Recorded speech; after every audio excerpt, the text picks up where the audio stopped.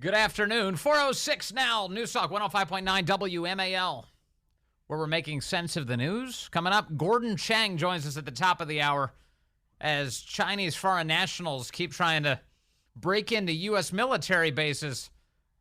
We might have a problem. Gordon Chang will help us sort through it. And you can join us today at 888-630-9625, 888-630-WMAL. Always grateful for your contributions. Joe Biden's poll numbers are abysmal. He's just not doing well. The Wall Street Journal reporting today that his age and the crappy economy, it turns out, are a real drag on a presidency and his chances of winning in 2024. Only 39% of voters have a favorable view of the 46th president of the United States. For more on this, I want to bring in Ed Morrissey. He's the managing editor of HotAir, and he joins us now. Hello, Ed. Good to talk to you, sir. Good to talk to you. Thanks for having me on. What do you make of Joe Biden's flailing presidency? Well, I make of it the same way I made of his flailing political career up until the time he became president. And this is a guy who's perpetually in over his head, and it shows. Mm-hmm. And I think it's coming across, and that's the reason why. And I think that the fulcrum of this was the abominable, disgraceful route out of Afghanistan, leaving Americans behind. Clearly making all of the wrong decisions on how to execute that plan, and basically abandoning our allies. I think it was a disgrace. I think Americans realized that, and that's the moment I think that the scales really fell from the eyes about, of the electorate about the nature of Joe Biden. Yes. And he's never recovered from that. And I remember writing about a month. It was about almost exactly 2 years ago that I was writing that this was a watershed moment, and that it was going to completely and permanently change the way that people saw Joe Biden. They said, people were saying, no, this is the economy. No, it's not. It's Afghanistan, and it's not so much because they opposed what happened, which was part of it, but because they were disgusted by what happened. Yes. And I don't think it's ever changed. No, and every so often there's a sustainer that keeps the story alive, and people recognize just how bad things were during that drawdown. So an example of that is the Gold Star families who've been out in recent weeks, who lost their loved ones in the bombing at the Abbey Gate there at the airport. And they are just they think that Joe Biden is a disgrace. They've said it out loud. They've said it publicly. And that Biden campaign, that Democrat Party, has to be kind of reeling right now with that reaction from the Gold Star families. Well, I think so. I mean, and I think this is going to keep coming up every year at the same time. I mean, the same time that they're going to be having conventions next year, it's going to be coming up again. And I don't know that they're going to get away from this until Biden is no longer president. And I don't see that they have a plan for that in the next year or so. They're going to have to run Biden again because they don't really have much of a choice. It seems like they don't have a plan. I noticed, Chuck Todd had Franklin Foer on his television show this weekend on Meet the Press. And Franklin Foer is the biographer who spent some time inside the Biden White House, talked to a lot of the Biden staffers, and has created quite a few headlines in recent weeks with excerpts of the book. And Chuck Todd had asked him pretty specifically on the timeline. He said, if Joe Biden were to announce that he wasn't running for re-election by the end of this year, would you be surprised? And Franklin Foer responded, I'd be a little surprised, but not really. He wouldn't be that surprised. I thought it was interesting that Chuck Todd was saying by the end of the year. I could be reading too much into it, but it seems like the kind of thing Chuck Todd runs in those circles. And to even lay out a timeline like that on a prominent Sunday show, Democrats have to be worried. Well, I would say that that's too late of a deadline. I mean, if you're talking about having a full primary on the Democrat side, you really need to start like right now. You probably needed to start a couple of months ago. If you wait until the end of the year to say that you're not running for president, in 1968 you could get away with that, right? Because nobody really started their presidential campaigns until about a month or so prior to Iowa and New Hampshire. Right. That's no longer the case. It takes a long time to pull these things together. There's a lot of money that has to go into these things. There's a lot of organization that has to go into these things. And nobody is doing that kind of organization because Joe Biden's incumbent. What if the answer, though, Ed, is that they don't want a primary? What if the answer is that if he does it late in the process, well, I guess we're just going to have to crown someone. We can't go through a full primary process. Well, then then they're absolutely stuck with Kamala Harris. They're absolutely stuck with Kamala Harris, and here's why. They put Kamala Harris on the ticket in 2020 because the Democrat Party absolutely was demanding a diversity ticket, right? And they wanted a woman of color at the top of the ticket. And they didn't get it because Kamala Harris was the person who was most likely to grab that ring, so to speak. And she utterly flopped in the primaries.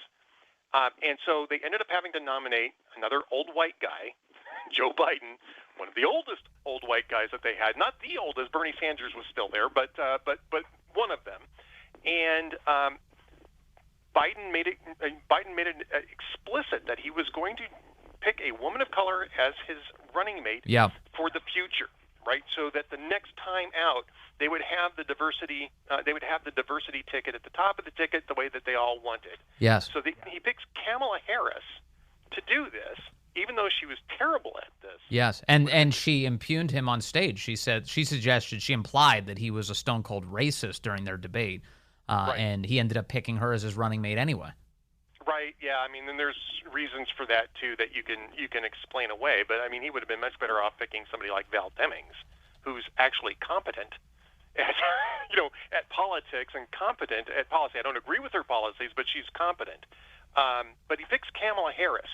So if it comes down to a brokered convention, if you will, or or the smoke-filled back room, however you want to describe a non-primary process of finding a nominee, and it's not Kamala Harris who was picked explicitly to be the next in line, you're going to have a meltdown among Democrats, similar to what happened when Gavin Newsom picked Alex Padilla rather than Karen Bass or Barbara Lee for that Senate slot. You're going to have a war of identity politics that breaks out in among the Democrats. And so that's how captured they are by that issue, though, identity politics. That it is more meaningful to them than electability. Because I'm looking at, NBC News has a story this weekend that basically Democrat elites are excited about Biden, but the base isn't, and they don't know how to convince the base to be excited about Biden. And in that piece, they quote a former senator from Arizona, a Democrat by the name of Dennis DeConcini. He's 86 years old now, and he said that Biden is too old for this job. But he said the problem that Democrats have is that Kamala Harris is unelectable. He doesn't think that she can be elected. So if it comes down to this drama, Ed Morrissey, they would rather lose the White House with Kamala Harris than win with someone else? Yeah, I think it's because they feel that Donald Trump's going to be the nominee and they can't lose. And I think that they're willing to roll that dice, even though Kamala Harris is an incompetent. I mean, she's worse than Biden. What has she done? At least he has the excuse of age. Well, I mean, and point me to even a speech that she gave that was successful or a foreign policy tour. She has yet to have one of those. Right. Every time she steps out, she does a pratfall. So I think that their feeling is that they simply can't lose as long as Republicans can be goaded into nominating Donald Trump. And I think that that's probably at least the more likely outcome, at least at this moment in time. If we had the primaries today, that would be the outcome. We've still got 5 months or 4 months now of events that could take place that things might change quite a bit. Yes. But at any rate, I think that that's what their rationale is that, well, we really don't have to worry about it. But if they're going to have a primary, I mean, we're already in September. I was thinking we started this conversation, oh, it's August. No, it's actually September. I forgot about that. I mean, there's not a lot of time for Democrats to pull together a primary. They're not even set up to do debates. I mean, they don't have the framework for this. The DNC is set up to reelect Joe Biden, and they're not set up for anything else. It would take a tremendous amount of effort to convert that, and they'd have to make that decision like right now or sometime this month just to get the wheels turning on something like that. If Biden waits until Christmas to say, well, I'm just not going to do it again. I mean, you could do it, but it's going to be a mess. And I think if you wait that long, it almost has to be Kamala Harris. If he had said in June, I'm not going to do it again. Then you have at least a process that can begin, and if she can't make it through that process, then that's more on her than it's still going to create the resentments, but at least you can say, well, it was more on her. But if you wait till the end of the year, or if you wait until, summer of next year when they have to do it in a smoke-filled back room, it's a disaster for them. And there's no evidence on the Kamala Harris as the heir apparent front. There's no evidence that they're currently doing anything to burnish her reputation. Like if that was the thought process right now, you'd probably see the White House putting Kamala out more at various public events and suggesting that she was the mastermind behind some success that they could try and point to. But you're not even seeing any of that at the moment. No, that's because there isn't any of that to do. Yes. Honestly, we all know that that's true. She didn't do anything in the Senate either. I mean, this is not a mystery. No. She didn't do anything in the Senate either. She didn't really do a whole lot as AG in California. She's basically an insider that's writing the insider track. There's no evidence that she is competent in any way, shape, or form. There's a lot of evidence to the contrary. What do you make of all these Democrats who keep going on media and saying, boy, Joe Biden has just been such a great success when it comes to the economy and bipartisan achievements, and he's not getting any of the credit he deserves, and voters are overstating their economic pain right now. Actually, they're much better than they even know. Yeah. I mean, you can try selling that. The media is trying to sell that too, but I mean that's where politics meets reality. You can make those type of you can say, oh, we're more respected in the world because of my foreign policy, and most people don't even have a personal connection to that, so you can kind of get away with that, right? You can talk about, well, I've been really hard on deficit spending. This is another Biden claim, even though deficits are ballooning again. And again, most people don't live that day to day. They live the economy day to day. You can't. That's one that you can't just pass off. And I suspect that they're going to discover, and they probably have been discovering because they've been running this Bidenomics playbook now for a couple of months, and his poll numbers aren't budging at all, not even on the economy.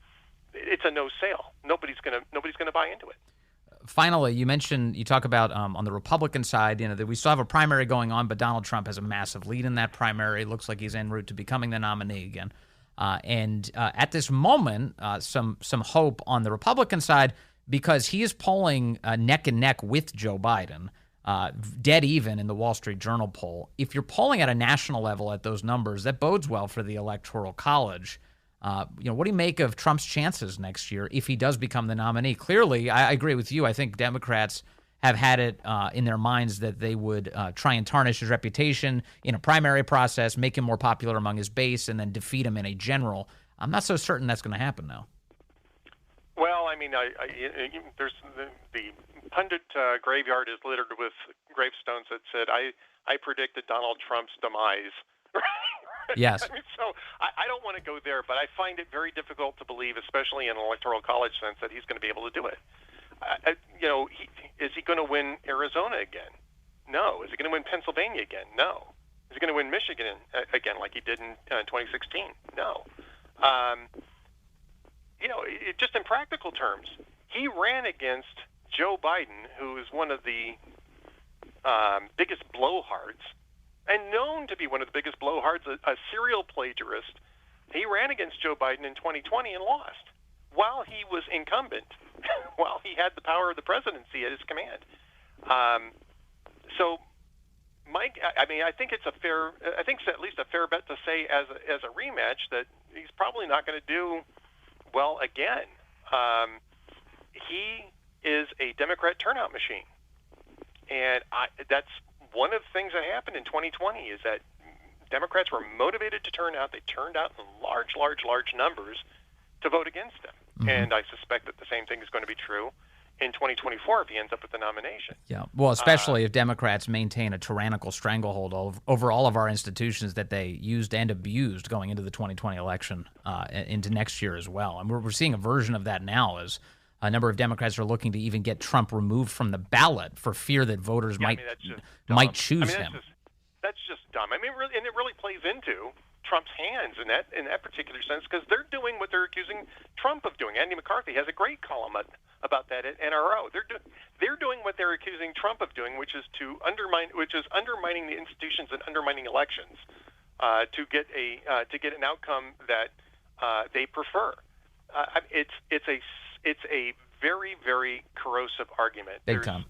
It's really dumb. But again, he won in 2016, and the left had a firm grip on all those institutions. He still won in 2016 against Hillary Clinton, and then he was in charge of the White House and lost in 2020. But the big difference between 16 and 20 is how much control over the flow of information they had. So in 16, social media was a much more open environment. After he won in 16, they did everything they could to strangle the ability of the American voter to get accurate information leading up to that election, and that was by design. Yeah, and that's by design, and I grant you that. But even if that's the case, it's gotten worse since then, with the exception of Twitter.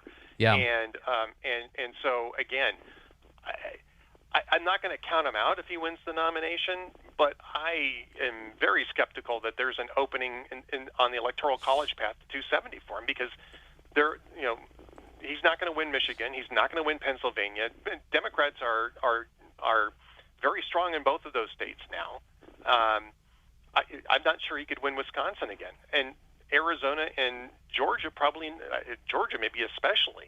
And so where do you go to get to 270 if you can't win those states? I wrote down all the states you just said, and I might check back in with you one day, and we'll assess how things went on election night. Ed Morrissey, thank you very much. Always nice to talk to you from Hot Air, sir. All right, as always, a good topic, a lot of conversation. Let me get Howard in Manassas in here, line 3. Howard, good afternoon. You're on the Vince Coglianese Show. Yes, Vince, real quick. I don't think your guess was totally well-balanced. I would say in 16, they did not take Trump seriously. In 20, they had everything and everybody against him. Yes. Right? And then just one point, like you pointed out, in 20, they squashed the whole Hunter Biden laptop. According to certain polls, after the election, enough people, had they known about that, would not have voted for Biden. Yep, that's exactly right. That was a huge component, one of many, as the left clamped down on all of our institutions to prevent democracy from taking place. All right, coming up, more on what's going on with this Biden White House and with the climate change scam. I've got some news there for you. Good afternoon to you. 436 here, News Talk 105.9 WMAL, where we're making sense of the news. Coming up, Gordon Chang will be with us. A lot of news to discuss as it relates to some of these Asian countries, China, North Korea. The head of North Korea apparently meeting with Vladimir Putin. There's a lot to get into here with Gordon Chang. It's at the top of the hour. You can join us today at 888-630-9625, 888-630-WMAL. I just want to take a couple quick calls that we have standing by. Among them is Chip in Alexandria on line 1. Chip, good afternoon. You're on the Vince Coglianese Show. Hello, sir. Yes, I didn't think I was going to get through, but I think Ed Morrissey has made some errors in judgment here when he called Trump the Democrat turnout machine. The media is the Democrat turnout machine, but also the Democrats have a stranglehold on so many parts of the election infrastructure in some of these urban areas, and that's the fraudulent Democrat turnout machine. And it wouldn't matter if it was Trump or if Ben Carson had defeated Hillary Clinton. The media and the Democrats probably still would have won in 2020 by casting Ben Carson as the devil incarnate, just as they're doing as Trump. Yep. And Chris Christie's no better. As soon as, if he were to get the nomination, the media would be on him, and he would find that I think he would have wilted under the pressure. They only embrace him now because of his utility to them. That's exactly right. And to me, Trump has been cast as such an evil person, but he's not. If the media had gone the other way, they could have made him a saint. The Abraham Accords and the unemployment rate, and so in so many ways, yes, he had the best presidency ever. But it's just a matter of how you cast it. So Chip, I disagree with Chip. You wanted to make a point, though. You're making many great points now, but you wanted to make a point about who you think Democrats are going to nominate. Who is that? I think we're being played. I don't think the Democrats have the DNC, rather than Democrats as a whole, I don't think the DNC intends for Joe Biden to run for president. I believe that they are just running out the clock and then trying to get to the point where they don't have to do the primaries and all that stuff. Joe Biden drops out, and then the powers that be and the DNC come up with, Michelle Obama. That would be my most likely expectation. It could be somebody else, but I think it is going to be an appointment to run rather than a primary election to run. Let me make 3 comments on this as I'm thinking about this, because I have floated this name before. Upon the selection of Chicago as the location that the Democrats would be holding their convention this coming year, it didn't make any sense to me from an electoral standpoint, because this is not a swing state, Illinois, that we're talking about. It's a deep blue region of a blue state. It is not the kind of thing that's up for grabs. Normally, you don't do a convention there. But the one reason you might do it is if the hometown girl is being selected, Chicago. If she becomes the nominee, they could have a rager and be very excited that Michelle Obama has been made the nominee for the party. Another piece of this, Michelle Obama would neuter the criticism that they didn't go with Kamala Harris. She is a black woman. She would be made the nominee. Nobody could complain that Kamala Harris was cast by the wayside or accuse, say, Gavin Newsom, that's what they would do if he was named the nominee, of being a racist for not stepping aside for Kamala Harris. That attack wouldn't work on Michelle Obama. And finally, Chip, to your point about dragging out the time, this is what I was saying to Ed. Ed kept making, I think, a smart point that they are running out of time to have a traditional primary. That's true. But if the goal is to just name someone in a rigged process, and does the DNC use rigged processes? Well, you betcha. Just ask Bernie Sanders, who experienced it in 2016 against Hillary Clinton. They rigged it against him. In fact, it was so crazy that Debbie Wasserman Schultz was fired on the lead up to the Democratic National Convention. The very day she had to step aside because of the rigging. They were giving debate questions to Hillary Clinton during that in order to advantage her over her primary opponents. Yes, they have it within them, and it's very likely that they would rig this process. So that all adds to the evidence that you're stating here, Chip, that Michelle Obama may be the pick. You're brilliant, Vince. I didn't think of a couple of those points, and they all make sense. I really appreciate the call, Chip. It is a smart point. We'll see. Maybe we'll mark this date and we'll come back to it and say, hey, Chip called that correctly. Thank you, Chip. Really appreciate it. Let's get Clifford in Middletown. Yes, of course. Clifford in Middletown now, line 2. Clifford, good afternoon. You're on the Vince Coglianese Show. Hey, Vince. Yeah, I want to just springboard off of what you said and the guy you had on. First off, the Republicans are totally getting played to pick Trump. If, in fact, what you're saying is true, that Michelle Obama is the pick, then Trump is the very worst person to be running against her. If you actually believe that, and they are setting Republicans up. Trump didn't lose in 2020 because of all these other things. He lost because of himself. He lost the Republican women vote because of his behavior, and he hasn't gotten that back. So he may win the Republican primary. Well, wait a second. I think I agree with you in part, but let's just pause and stipulate on what happened in 2020. Were there the answer to these questions are yes, but was the FBI? By the way, I agree with you. Well, let me just make the point on the air, because I know you're leaping to it. But the FBI, the CIA, the meddling in the election, the big tech interference, the nature of how voting was actually changed nationwide during COVID, all of that added up to a very peculiar and corrupted election cycle. And regardless of who the Republican was who was in charge at the time, that stacks the deck against him. Wouldn't you agree? I would concur, but I think he lost Arizona because he pissed off McCain's wife, who was worth the votes there. I really believe that. And in Georgia, he started to lose that. I traveled to Georgia quite a bit, and I talked to a lot of Republican women who did not like Trump. So I think that he lost the margin there. It's just a few states and just a few votes. I'm not saying that there wasn't some shenanigans or whatever going on, but I'm saying that there are other issues. But be that as it may, if what you're saying is correct and Michelle Obama is the pick, then Donald Trump is absolutely the very worst person for Republicans to put up against her. So therefore, if you believe that's true, then you say, okay, well, who should we position? Yes, that would be the follow-up. but no one's doing that. Everyone's just saying, "Oh, it's going to be Michelle," or this, that, and the other, or they're treating Trump wrong, and blah blah. All that stuff but in your view, any Clifford, who difference should it be of the if not Trump, who would be the right candidate then in that environment? Because one of the reasons why Michelle would have strength, the belief goes that I would say the conventional wisdom on this subject goes is that she would lead to higher black turnout. And that black turnout is the essential component of a chance for a Democrat to become president of the United States.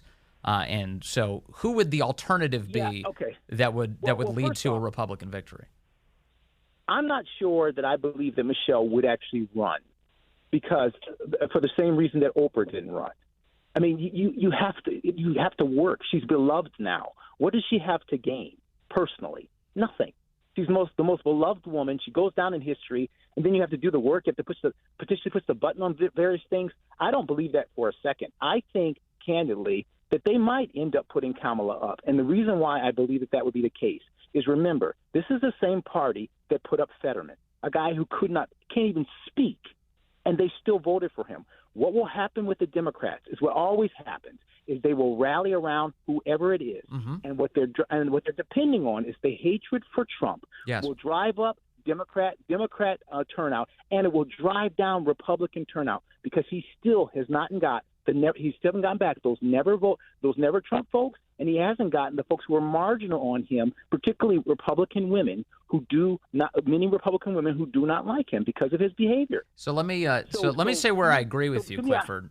In 2020, I agree that you can't look at those numbers and say, well, the massive turnout for Biden was all fraudulent votes. I can't tell you what number was, but I can tell you that Donald Trump is a very polarizing individual, no question. You look at massive turnout in an election like that, Donald Trump is front and center in the minds of every authentic voter who shows up to the polls. That is absolutely the truth. One other thing to think about, how unusual 2020 was.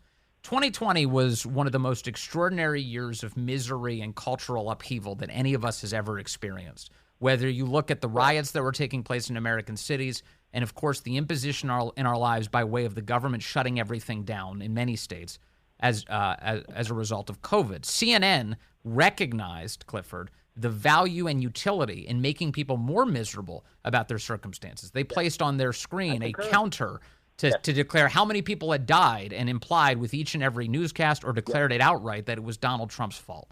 And that was the lead up to Election Day in 2020. And I think if there's a note of optimism here in terms of shifting power away from Democrats, we do have to remember that misery is an inducement for people to turn out to the polls and try and change their fortunes. In the current world we live in right now, Joe Biden has not materially improved the lives of anybody but the people who are closest to the White House. And in fact, poll after poll, survey after survey, voter after voter, they're meaningfully poorer than they were when Donald Trump was president of the United States. And they're registering their objections to Biden on a much more routine basis, including vocally. There's a lot of disconcerting feelings right now about Biden. So this may add up to, of course, Clifford, your point, which is they need to replace him because that's how much of a liability he is. He never was going to be the candidate. Never. He was never going to be the candidate, and he's not going to be. So you have to game plan knowing that, instead of playing into the trap that they're setting. And the more that they attack Trump, they know the more determined Trump is, regardless of what the polls say about his opportunities in the general, to stay in it, because he's not going to let them turn him away, and people who are supporting him are rallying around him in that way. It's playing exactly the way that they want it to. And frankly, one of the key things that caused Donald Trump that election was the first debate. He attacked Joe Biden the way he did Hillary Clinton. Hillary Clinton was universally not loved, even by her own party. Right. But that wasn't Biden. And Biden's biggest problem is when he opens his mouth. And what did Donald Trump do the first election? He hardly let the first debate. He would not let the man speak. I was standing with Republican women watching him go after. All he needed to do was let Joe Biden speak.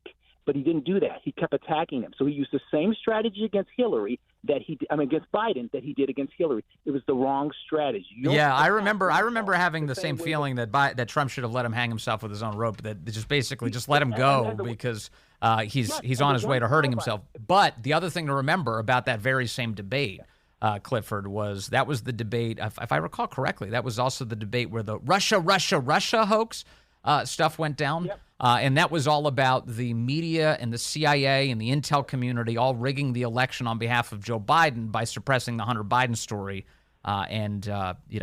Nowadays, I think that there is a meaningful sea change in the way that we think about the media and handle these stories, and hopefully for the better. Yes, I agree with you. All right, my friend. Clifford, thank you for the call. Spirited conversation. I appreciate it, sir.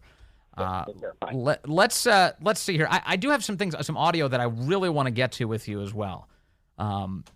Speaking of how things are going in the United States of America, they brought out the National Security Advisor, Jake Sullivan, today to brag about how much more money the United States needs to spend on foreign countries and not here on our own people. Here's Jake Sullivan today. Just last month, President Biden asked Congress for additional funds that would have the impact of increasing World Bank financing by more than $25 billion.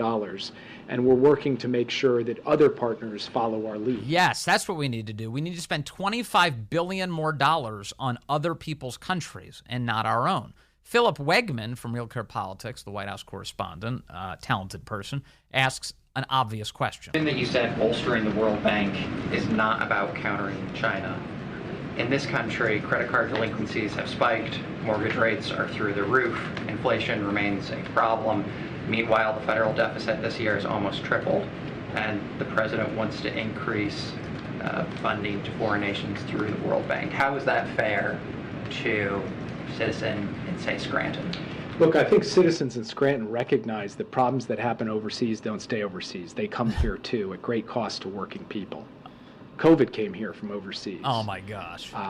When there's massive debt or instability. That also was a result of U.S. funding. COVID came to us from overseas. Yeah, thanks to the money that we sent to Wuhan. Or conflict elsewhere. It has a drag on the global economy, and America is part of the global economy. So our perspective is that for these people are robots. Modest investment from the point of view of the overall size of the U.S. budget to put into ensuring greater stability, greater prosperity, greater capacity in the rest of the world, that is going to end up reducing the costs and burdens on working people in Scranton or Minneapolis or any of your all's hometown. Yeah, that's basically tell Scranton to shut up. That's the answer from the White House today. Don't you worry your little heads about this. We know what we're doing. Don't you worry. Coming up, Peter Ducey has some questions for Corinne today, so obviously I have audio to share. Corinne, President Biden is the oldest president in U.S. history. Why does White House staff treat him like a baby? No one treats the President of the United States, the Commander-in-Chief, like a baby. So there's this book that says that's ridiculous. When staff walked back claim. What sounded like a call for regime change in Russia, the president, quote, rather than owning his failure, he fumed to friends about how he was treated like a toddler. Was John Kennedy ever babied like that? So look, I'll say this. There's going to be always a range of books that are about every administration. All right, dispute the authenticity of the claim. The claim is that Joe Biden felt like he was being treated like a baby. Nobody ever treated JFK like this. As you know, that's going to have a variety of claims. That is not unusual. That happens all the time. And we're not going to litigate those here. That's something that we're not going to speak to. There is one thing that I do want to, because I think I was asked this question last week by one of your colleagues about this particular excerpt that they were referring to. And so I'll say this, we did see the excerpt, the context of the excerpt, and it seemed to be making the opposite overall point about how the value of his experience and wisdom resulted in rallying the free world against authoritarianism, which is important. We have seen this. You all have seen this. And passage of the most historic agenda in recent history in his handling of foreign policy. So the excerpt that said that Joe Biden feels like he's treated like a big baby by the people who work with him was really about how he's a genius? Like rallying the world around Ukraine, as you just heard from our national security advisor. Thank you, Corinne, for that. And thank you, Peter Ducey, who he had a bunch of great moments today. We'll see if I can share a couple more of those coming up with you. Gordon Chang is going to join us as Chinese foreign nationals realize they can take advantage of the Biden administration by just running through the front gates of our military bases. What is happening? Gordon Chang, just moments away. Stay with us.